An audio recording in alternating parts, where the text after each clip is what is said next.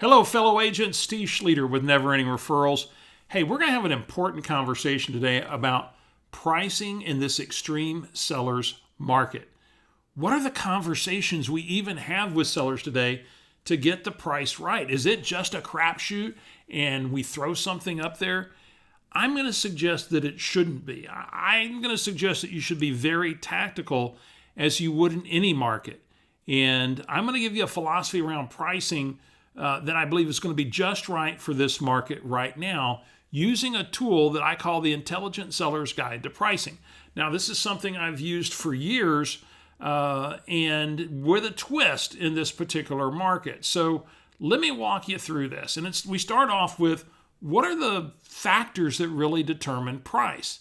And by the way, if I were really needing to educate somebody to make a good, sound pricing decision, I wouldn't go make a slide out of this. I would draw it out on a legal pad.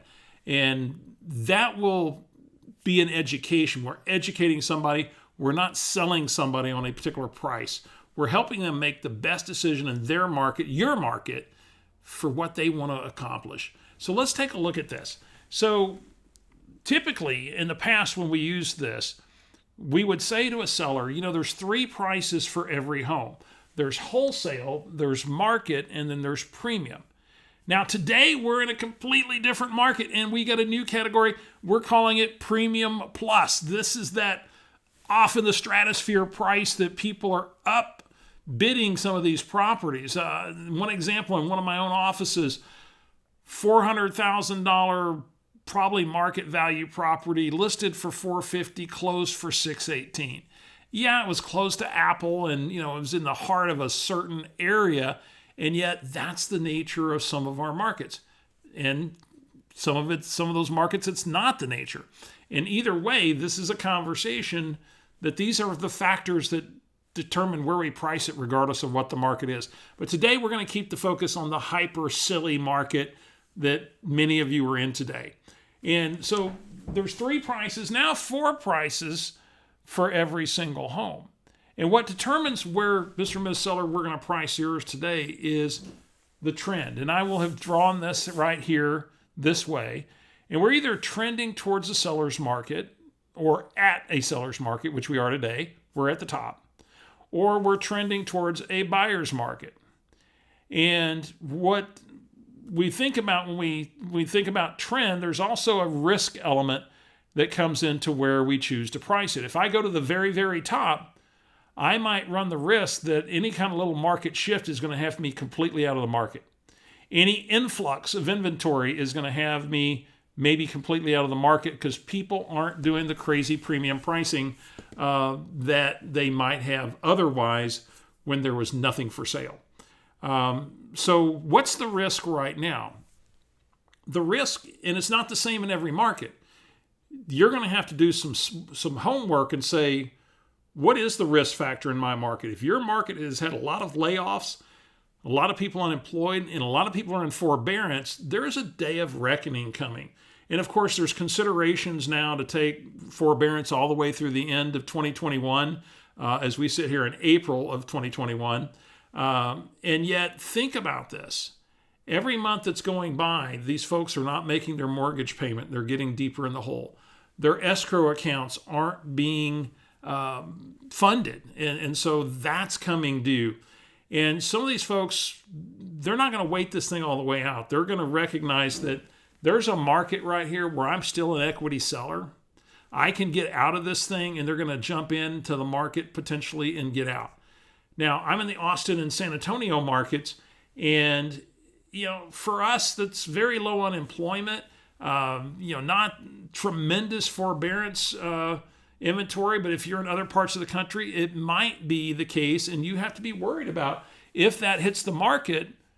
Could I have what's been an extreme seller's market slide back, not to a buyer's market necessarily, but come back towards the middle? And if it comes back towards the middle, and we have 3 or 4 months of supply of inventory, do I have the same bidding going on? Do I have people willing to pay the high premiums? And the answer is you have a lot less of that. You'll have it for the absolute very best listings and not for every listing. Now, the other factor that plays in is condition and timing.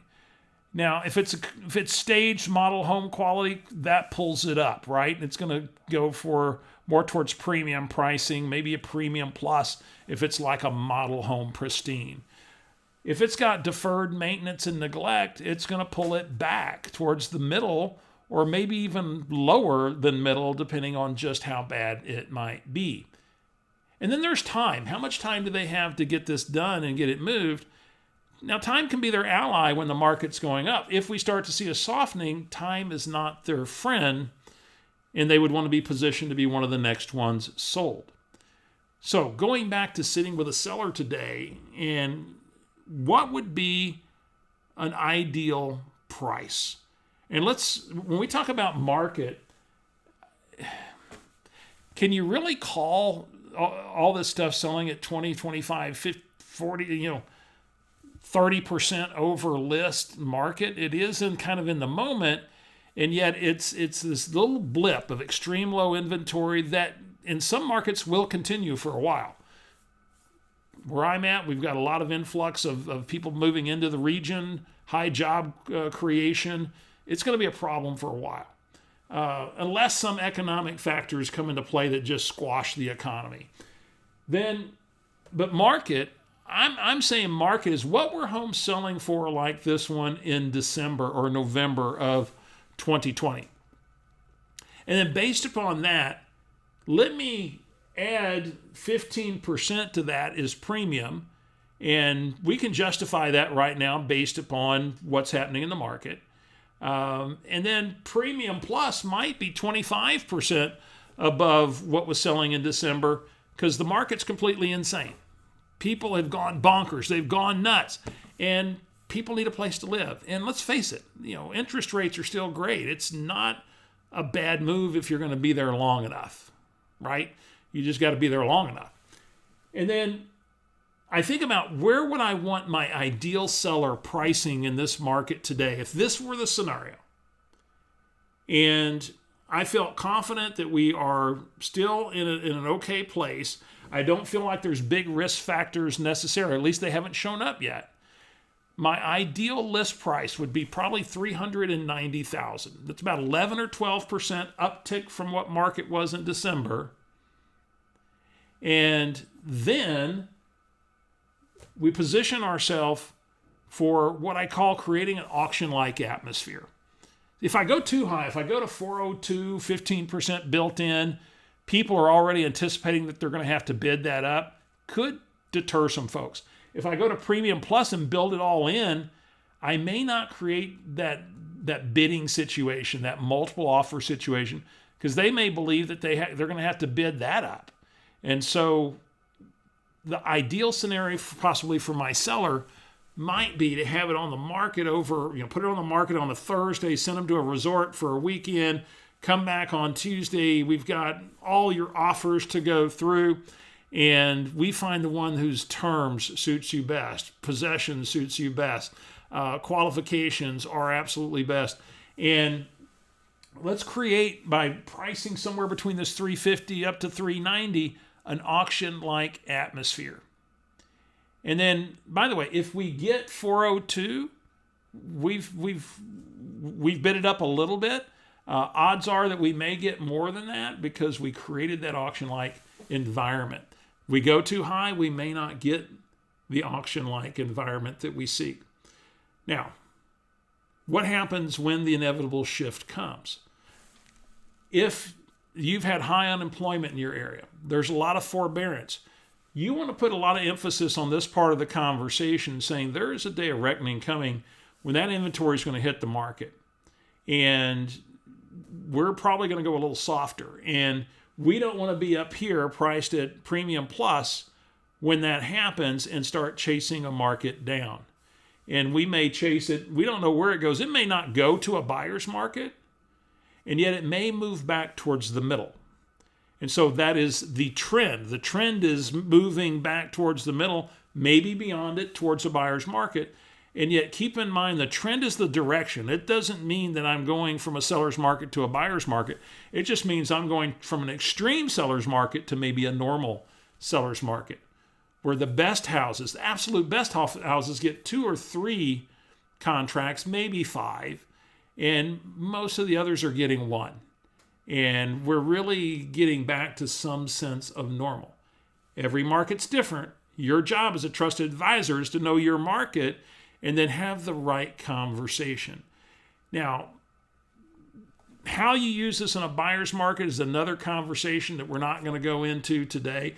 And yet I trust this helps you to think about what are those foundational elements that influence price, and to help the seller understand their choice. I would not advocate necessarily for going to the Premium Plus just because it can be justified, because we don't create the auction-like atmosphere that's going to give us maybe the opportunity to really negotiate the choices that we need around possession and so forth to make sure that our seller has a great situation for them. So I trust you found this helpful. Again, come join us at our Never Ending Referrals community. If you're not a part of it, go to neverendingreferrals.com.